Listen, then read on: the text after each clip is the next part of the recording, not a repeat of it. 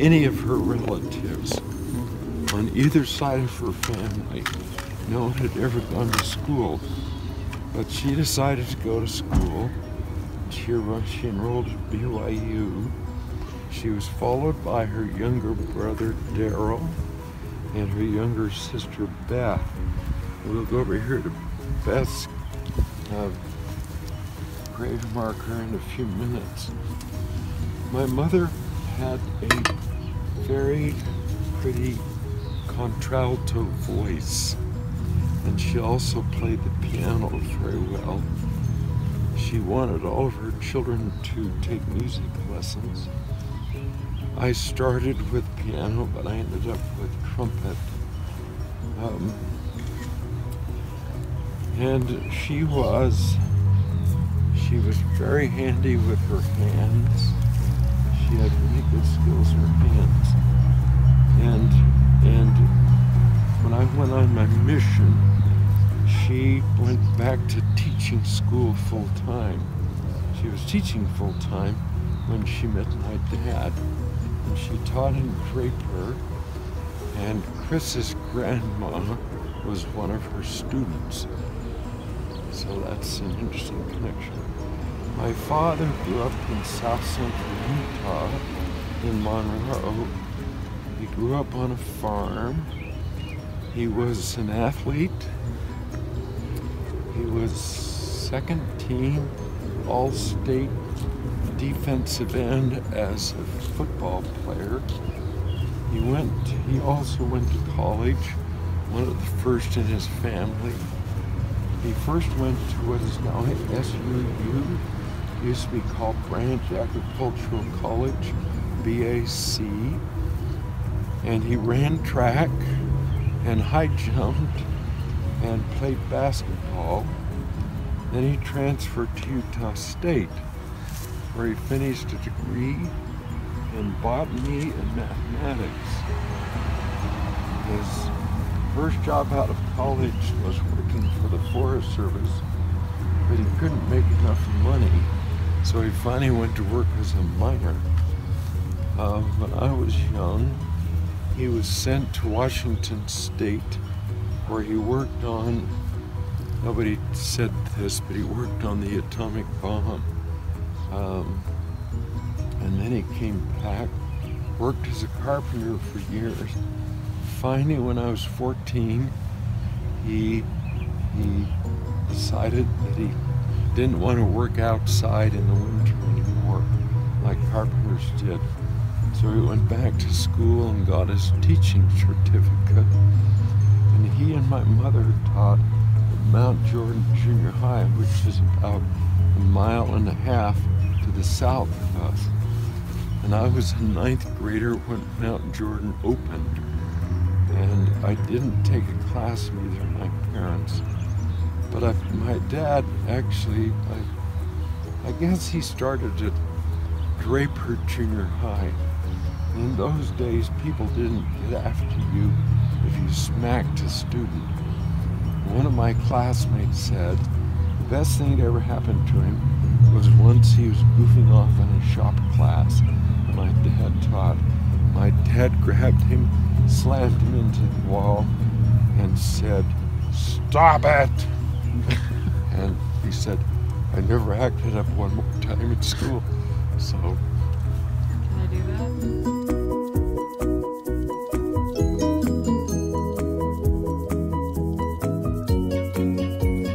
Tell him this. I keep forgetting that your dad lived in a basement house. You know when they used to build a house and you only lived in the basement, Yeah. and then you built the rest? That's our neighbors, the Barkers. Yeah. That's how he lived. And then didn't your dad die while you were in the basement house? No, we were upstairs, but we lived in a basement house. I can remember one winter that there was a blizzard. You know, there was an outside stairway down into our home, and that blizzard put snow right up even with the ground. So there was no way we could get out. So my dad had to go into the coal room. We had a coal burning furnace, and climb out the coal chute in order to get outside, in order to dig out all the snow. And it was packed. It wasn't just light, flaky snow. It was just packed in there. Yeah. So then, when he was ready to build upstairs, he'd worked with other carpenters enough to know who worked hard and was skilled. So he hired 4 guys to come, and then one day they framed the house and framed the roof. Those were days when you didn't have the frames already arrived for the roof and so on. They just nailed it together. So that was kind of a memorable day. Did you help? Were you someone they could trust to work? Or were you too little? I was, I don't know, 12, 13, something like that. I could carry stuff, but nobody let me hold a hammer. Give me a 16-penny nail.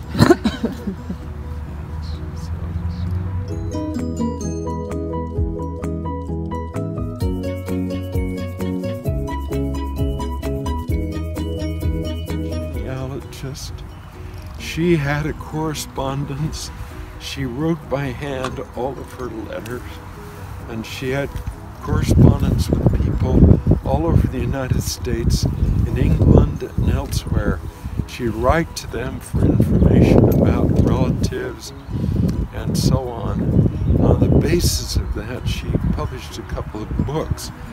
She had one huge place in her house where she had shelf after shelf after shelf of genealogical materials. She also was a school teacher one time, but she never went to college to become a school teacher. And she had a huge garden. I was one of her workers for 75 cents all morning, weeding and pulling weeds and gathering stuff and moving stuff and all this sort of thing. 6 a.m. to 6. So probably the going rate was like 10 cents an hour or so. But her favorite grandchild to work for her was Ronald Lynn. That's why Ronald Lynn brings this, I guess. So Ronald Lynn would show up at her house on Saturday morning and have the house cleaned in about 3 hours. The whole thing, it was a 2-story plus a cellar.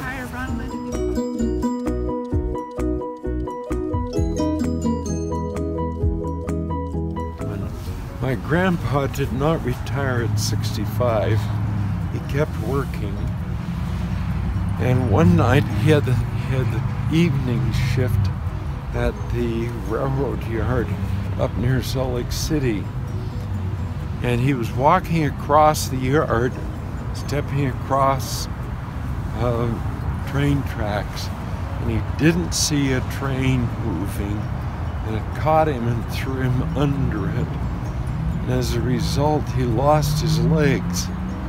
So he lived with legs that were from the crotch about 8 or 9 inches long. He worked as hard as he could to get so he could walk again. He had wooden legs that he would pull on. It was kind of a strange thing to pull on. He'd put a sock over his stump. He'd pull up the leg. It was a half leg, but there was a hole out of the top right here. He'd put the sock through the hole, and he'd cinch up the leg as high as he could. Then he'd pull the sock through the hole. I would help him sometimes, and that would pull the stump farther down into the leg that fit around his stump like this. And he had his cane. He'd walk around the house. He'd walk outside on these half legs that are about this tall. He did have full legs, but they were just hard to get around. He had them usually out in his garage. He would pull them on. He'd walk between pipes to practice, but it was really a hard thing. Mostly I remember him sitting on a chair that had been fitted with a bottom piece of wood, and there were four wheels on the bottom of that thing, and he'd pull himself around the house. That's how he got around most of the time. How old was he?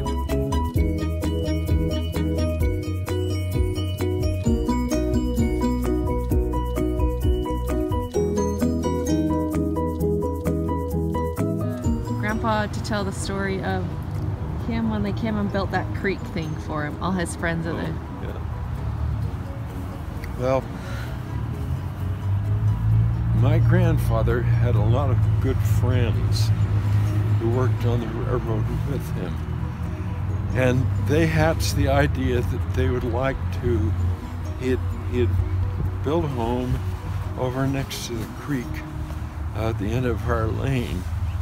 And there was a big flat place next to the creek that his friends knew about, and they came to him and they said, would you allow us to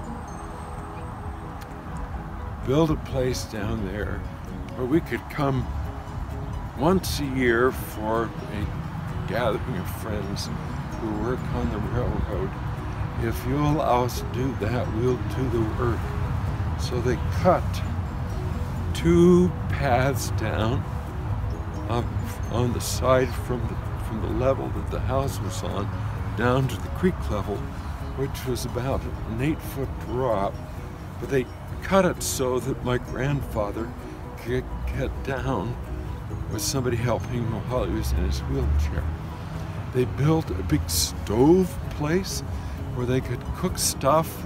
They had a fireplace which would warm them if they sat around. And they built and installed tables down there, 3 big long tables with benches. They could seat 12, 15 people at a table. And so they did that for my grandfather.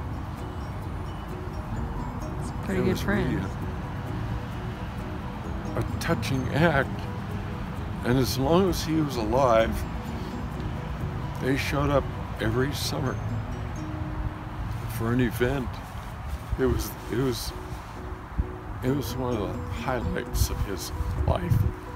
Were you living in Berkeley when he died? Did you go to Berkeley? No, to cigar all of his life. And I have never been bothered by cigar smoke. Some people walk into a room where somebody's been smoking a cigar and they'll say, "Oh God, move!" and they stagger out. But That's me. it doesn't bother me because I was around it. He didn't smoke in the house. My guess is that my grandma wouldn't let him. But he did smoke a cigar. Yeah. Never a pipe, never a cigarette, but he smoked a cigar.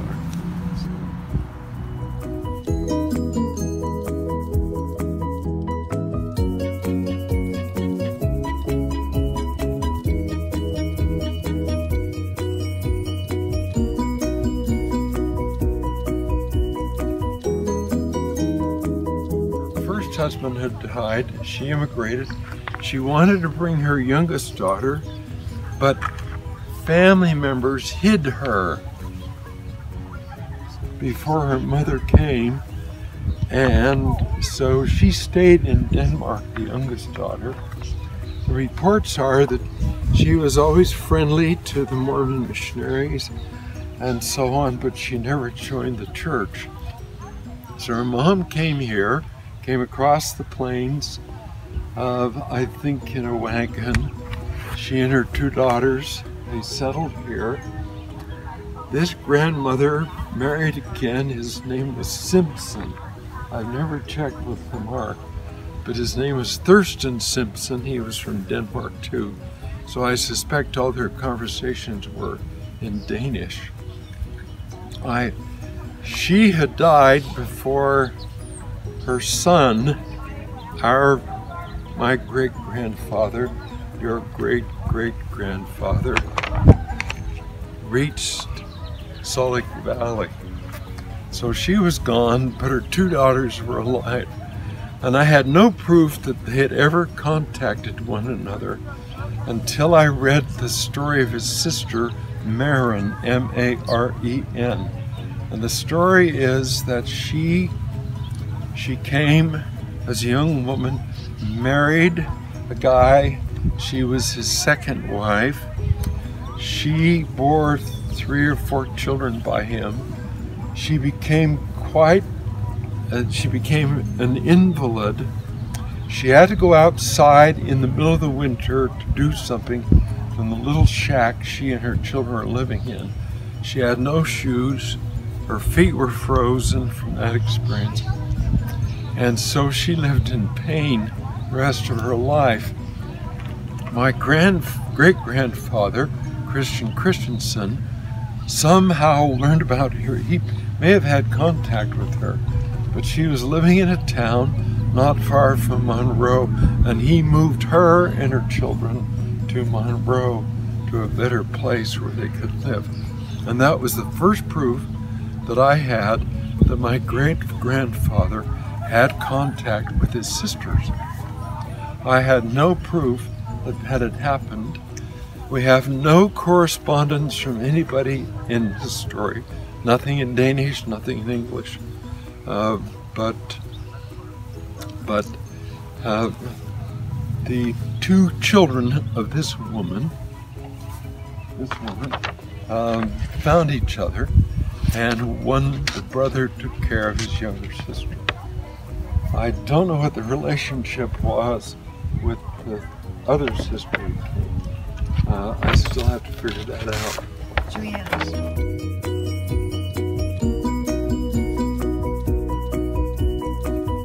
It was established in 1984. That's when I wrote the first overtime letters. That's awesome. That is good. Awesome. I told Dad, he was getting all dressed up. I said, I'll wear my new shirt. That's good.